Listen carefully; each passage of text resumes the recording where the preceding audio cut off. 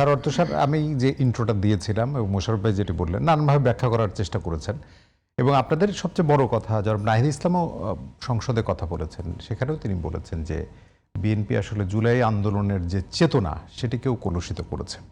হয়তো আপনাদের দলের কথাই তিনি বলেছেন এবং সেই জায়গা থেকে যদি বলেন এই যে মাওলানা মামুনুল হক এই কথাটা বলেছেন যে বিএনপি আসলে দ্বিচারিতার রাজনীতি এবং যেটি বলেছেন যে গণভোটের বিপক্ষে আসলে না ভোটের পক্ষেই তারা কাজ করেছে ভেতরে ভেতরে, মানে আপনি এনসিপি বা আপনার জায়গা থেকে কি একমত? জি, আপনাকে ধন্যবাদ। হ্যাঁ, এটা অবশ্যই একমত এই কারণে যে এখানে বিএনপির দ্বিচারিতা তো আমাদের মোশাররফ ভাইয়ের তো সেকুলার শব্দ অনেক পছন্দ, হিপোক্রেসি বা মডার্ন শব্দ হয় আর কি। বিএনপির হিপোক্রেসিটা খুবই পরিষ্কার। কীরকম?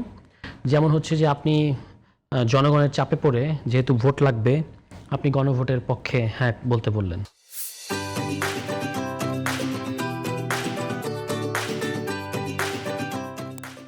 আবার এটাও ঠিক যে ওই যেটা মামুনুল হক সাহেব বলেছেন বা এটা আমরাও দেখেছি যে আপনি গ্রাসরুট লেভেলে ন্যায়ের পক্ষে বলেছেন এবং সেটা বলতে গিয়ে জনগণকে দুইভাবে মানে এটি কি মামুনুল হক সাহেবই বললেন নাকি আপনারাও আগে? আমি তো নিজে এক্সপেরিয়েন্স করেছি এগুলো, মানে খুব বেশি জোরালোভাবে আমি শুনি নাই। না, তৃণমূল এটা করেছে, একাধিক ভিডিও এসেছে সোশ্যাল মিডিয়ায়, সেখানে তারা দুইভাবে ন্যায়ের পক্ষে ক্যাম্পেইন করেছে। একটা হচ্ছে যে জুলাই সনদ পাশ হলে সংবিধানে বিসমিল্লাহির রহমানির রহিম থাকবে না, এটা একটা অ্যাবসলিউটলি একটা মিথ্যা কথা ছিল।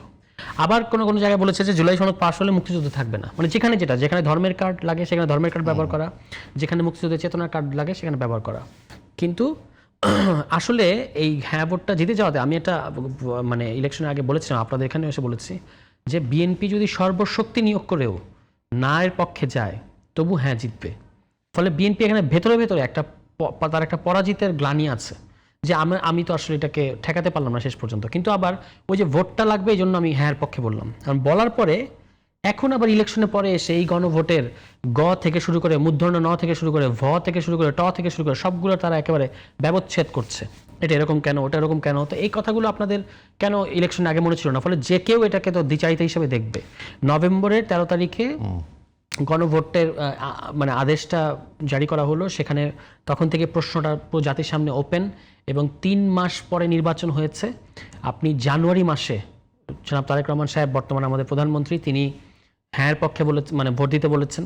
ঠিক আছে, ভোটের আগেই তো বলেছেন, ভোটের আগেই তো মানে একেবারে শেষ পর্যায়ে এসে বলেছেন, খুব আনুষ্ঠানিকভাবেও কিন্তু আনুষ্ঠানিকভাবেই বলেছে, তারা এটার পক্ষে অবস্থান নিয়েছে।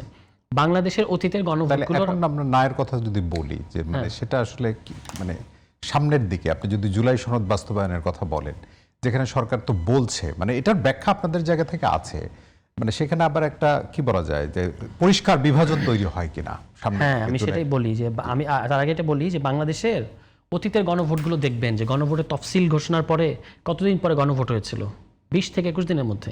এরকম 3 মাস গণভোটের প্রশ্ন ওপেন থাকা এটা কখনো হয় না। কিন্তু আপনি এখন কি বলছেন, মানে জনগণের রাজনৈতিক চৈতন্যকে অপমান করছেন সংসদে দাঁড়িয়ে, যে জনগণ এগুলোকে বোঝে। তো জনগণ কি আপনার 19 দফা বুঝেছিল? আপনাকে গণভোটে ভোট দিল যে, কিংবা বেগম খালেদা জিয়ার যে আপনার সংসদীয় গণতন্ত্রের প্রত্যাবর্তন, সেখানে গণভোটের প্রশ্নের মধ্যে সংবিধানের 16টা অনুচ্ছেদ ঢুকিয়ে দেওয়া হয়েছিল, মানে 16টা অনুচ্ছেদের ব্যাপারে জনগণের মতামত চাওয়া হয়েছিল। তো 16টা অনুচ্ছেদ জনগণ কি সংবিধান বিশেষজ্ঞ হয়ে গেছিল তখন? কিন্তু সেটা তো নিয়ে কোনো প্রশ্ন ওঠে নাই। কিন্তু এখন 3 মাস উন্মুক্ত থাকা একটা জিনিস, যেটার পক্ষে আপনি যেটার পক্ষে অবস্থান নিলেন, সেটার পরে এখন আবার আপনি বলছেন আমাকে কুইনান খাওয়ানো হয়েছে, জনগণ এগুলো বোঝে না।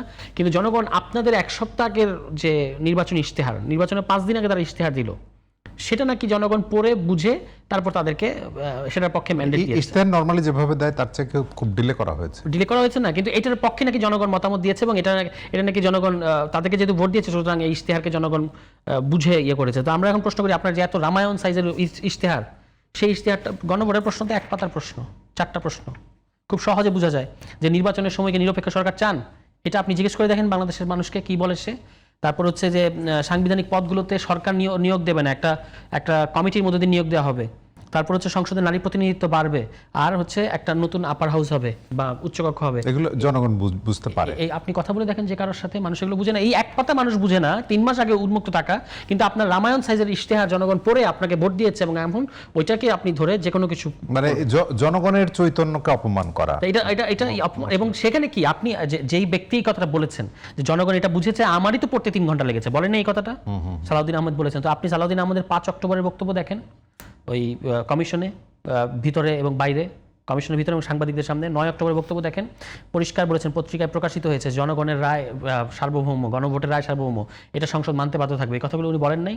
তো মাত্র 1-1.5-2 মাসের মধ্যে আপনারা এরকম ওই যে আমাদের মহল্লার ছেলেরা বলে পোল্ট্রি নিলেন, আর এখন আপনি বলতেছেন গণভোটকে অস্বীকার করছে মানে সরকার, বলতেছে যে গণভোট বুঝে না জনগণ, আদালতে পাঠিয়েছে তারা এটাকে, আদালতে তাদের আইনজীবীরা এটাকে এই কাজটা করেছে।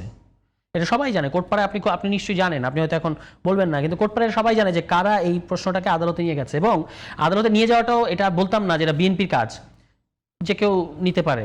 আপনি যখন সংসদে বলেছেন বিষয়টা সাবজুডিস, আপনি ওটাকে রেফারেন্স ধরে বলেছেন, তো আপনি বলেন না যে না এটা একটা ডক্ট্রিন অফ পলিটিক্যাল নেসেসিটি, এটা সমস্ত রাজনৈতিক দল একমত হয়েছিল, ফলে এটাকে আদালতের জায়গায় নিয়ে যাবেন না, যেখানে বিশেষত ওই জুলাই সনদের আপনি অঙ্গীকার নামার মধ্যে বলেছেন যে আমরা এগুলো নিয়ে আদালতে যাব না, মানে বিষয়টা পলিটিক্যাল, ফলে এগুলো নিয়ে আদালতে যাওয়া যাবে না। এই জিনিসগুলোর পরে এখন আপনি ক্ষমতায় আসার পরে যখন শুধু গণভোটকে ভায়োলেট করছে বা জুলাই সনদকে ভায়োলেট করছে ব্যাপারটা তা না, নিজেদের ইশতেহারকেও কিন্তু ভায়োলেট করা শুরু করেছে। আমি আরেকটা আলোচনায় বলেছিলাম যে বিএনপি যে জায়গায় গেছে তার ইশতেহারে সে কামব্যাক করতে পারবে না। শুধু ফ্যামিলি কার্ড দেখলে হবে না। ফ্যামিলি কার্ড কিন্তু যেটা দিচ্ছে ওইটা শুধু ফ্যামিলি কার্ড না, বিসিবিতে যেটা দিচ্ছে ওটাও ফ্যামিলি কার্ড। ওই যে স্থায়ী কমিটির 3 সদস্যের 3 সন্তানকে বসিয়ে দিয়েছে না, ছাত্রদলের নেতাকে ফাইন্যান্স কমিটিতে বসিয়েছে না বিসিবির, তারপরে ববি হাজাজের স্ত্রীকে বসিয়েছে না, তারপর হচ্ছে ইশরাকের ভাইকে বসায় না, এগুলো হলো ফ্যামিলি কার্ড। এই ফ্যামিলি কার্ডটাও কিন্তু